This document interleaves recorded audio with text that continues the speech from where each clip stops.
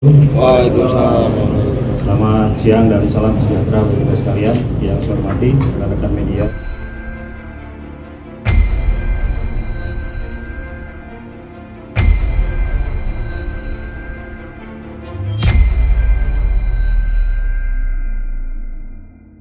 Ya, Polres Metro Jakarta Barat.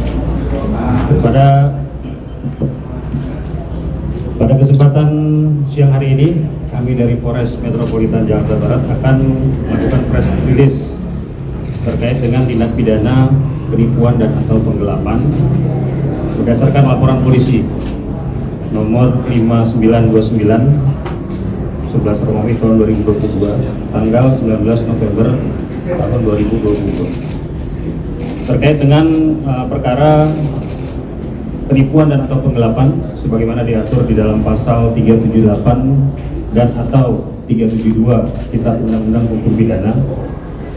Barang siapa dengan maksud hendak menguntungkan diri sendiri atau orang lain dengan melawan hukum, baik dengan memakai nama palsu atau keadaan palsu, baik dengan akal dan tipu muslihat maupun dengan perkataan-perkataan bohong, membujuk orang supaya memberikan suatu barang, membuat hutang atau menghapus piutang, dipidana karena penipuan dengan pidana penjara selama-lamanya 4 tahun.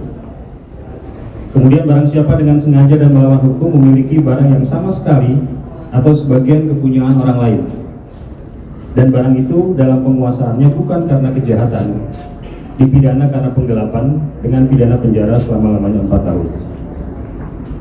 Pada peristiwa tindak pidana ini, pelapor atas nama inisial SD sebagai pengacara korban atas nama AL, umur 39 tahun, laki-laki, karyawan swasta, tinggal di wilayah Cipondoh, Tangerang.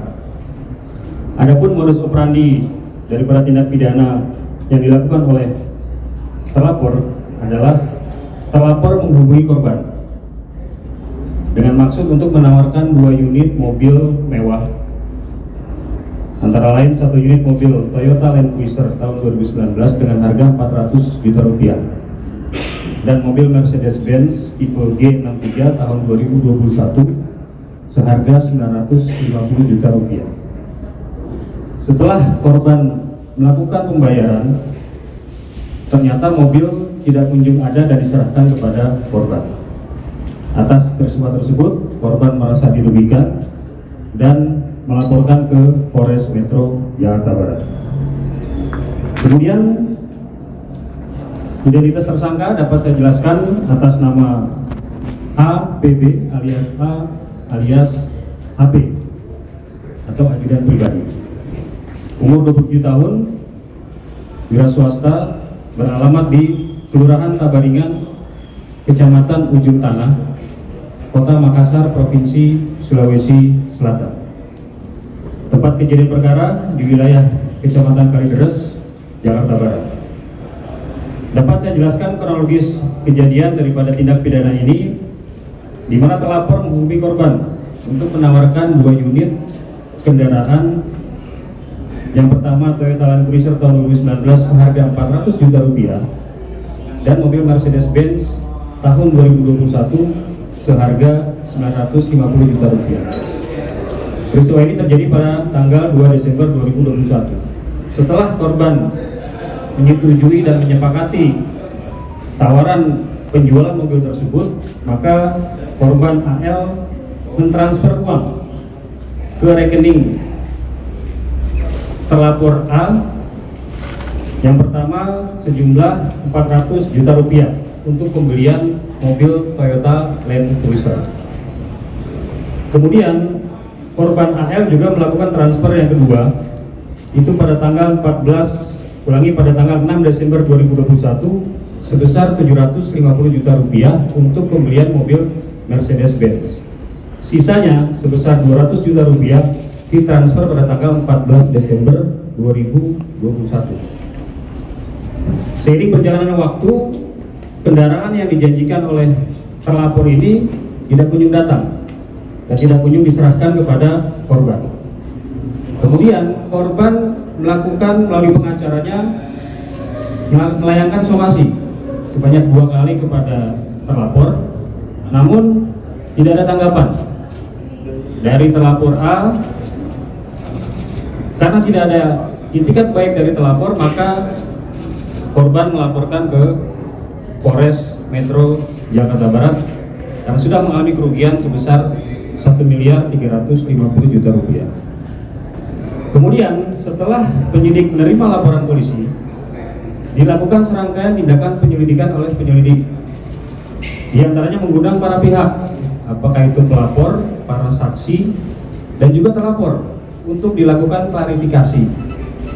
Namun sekali lagi dalam proses penyelidikan terlapor tidak hadir dalam undangan untuk memberikan klarifikasi kepada penyelidik.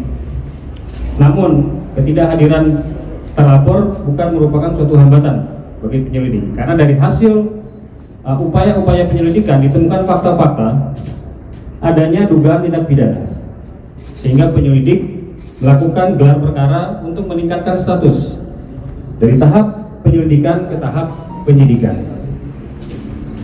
Dalam proses penyidikan, kami juga melakukan serangkaian upaya-upaya pro justisia dengan memeriksa pelapor maupun saksi-saksi serta melakukan penyitaan terhadap barang bukti yang berkaitan dengan perkara tersebut.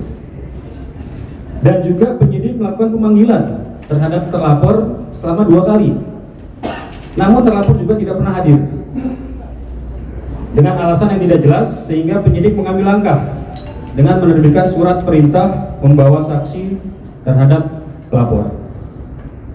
Kemudian tim penyidik Polres Metro Jakarta Barat berdasarkan informasi yang diterima, terlapor berada di wilayah Kota Makassar, Provinsi Sulawesi Selatan. Penyidik berangkat ke Kota Makassar untuk menjemput terlapor. Kemudian mendatangi tempat tinggal terlapor. Ditemukan fakta bahwa terlapor tidak ada di rumahnya. Kemudian selama beberapa hari melakukan pengamatan, diperoleh informasi terlapor ini sedang mengendari kendaraan bermotor di suatu jalan di Kota Makassar. Kemudian penyidik menghentikan kendaraan tersebut untuk melakukan pemeriksaan, dan ternyata benar di dalam mobil tersebut terdapat terlapor atas nama A, dan penyidik menjelaskan maksud dan tujuan menghentikan kendaraan terlapor A untuk membawa terlapor ke Jakarta sebagai saksi terlapor terkait dengan perkara penipuan dan penggelapan yang dilaporkan oleh korban.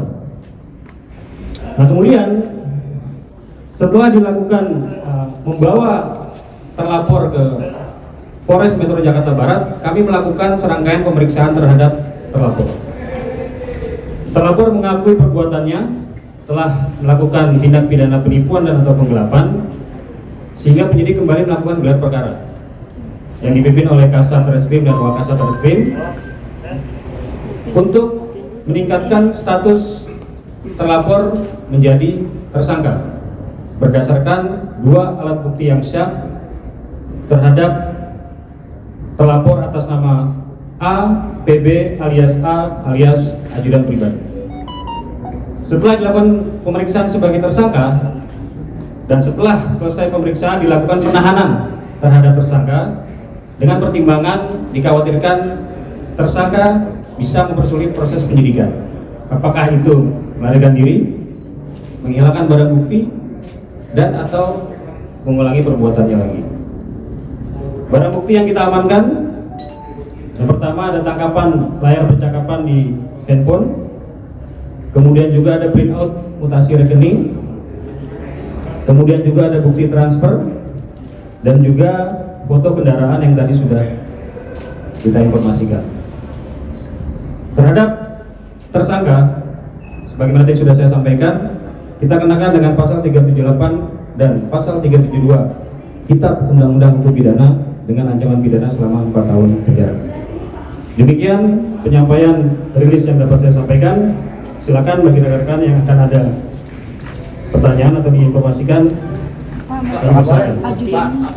Pak Kapolres, itu kendaraan yang dijanjikannya itu sebenarnya fiktif atau memang ada, Pak Kapolres? Kendaraan ini tidak pernah ada, alias fiktif. Dan memang kenapa si tersangka ini menawarkan kendaraan dengan harga yang jauh di bawah harga standar itu untuk menarik minat daripada korban. Dengan alasan mobil ini dijual murah, surat-suratnya lengkap, sehingga korban tertarik untuk membeli mobil yang katanya dimiliki oleh tersangka. Padahal mobil itu tidak pernah ada. Saat ini korbannya hanya satu atau ada kemungkinan lain? Dari hasil pengembangan dan pendalaman, sementara ini korban baru 1 orang yang melaporkan.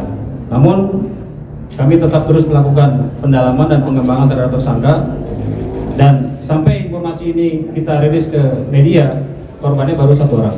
Alasannya Pak, dibalik alasan untuk melakukan penipuan, apakah unsur ekonomi atau gimana Pak? Ya, yang jelas alasan daripada pelaku ataupun tersangka untuk melakukan tindak pidana ini adalah terkait dengan kebutuhan ekonomi, di mana uang yang digunakan, uang yang diperoleh oleh pelaku ini digunakan untuk kepentingan pribadi si pelaku. Apakah seluruh uangnya masih ada atau sudah habis? Saat ini uang yang digunakan sebagian sudah digunakan, namun masih ada beberapa dana yang kita jadikan sebagai barang bukti. Pak Kapolres, ini kan dia sebelumnya sempat pernah bilang ingin mencicil ya Pak Kapolres. Itu sudah berapa lama mereka pelaku ini ingin melakukan pencicilan tapi tidak ada usaha untuk mencicil ke korban Pak Kapolres? Tadi sudah disampaikan, ketika tahapan-tahapan mediasi untuk diklarifikasi, disomasi, kemudian dipanggil oleh penyidik, itu tidak ada etikat baik untuk hadir. Jadi pelaku ini sama sekali tidak pernah datang menemui korban, hadir menemui penyelidik untuk mengklarifikasi. Jadi tidak ada istilah untuk mencicil hutangnya, apalagi membayar hutang kepada korban. Pak, udah berapa kali nih? Pelaku dan korban ada hubungan pertemanan. Pak, ajudannya ngomong Pak. Ajudannya ngomong, Pak. Ngomong Pak. Belum ngomong apa?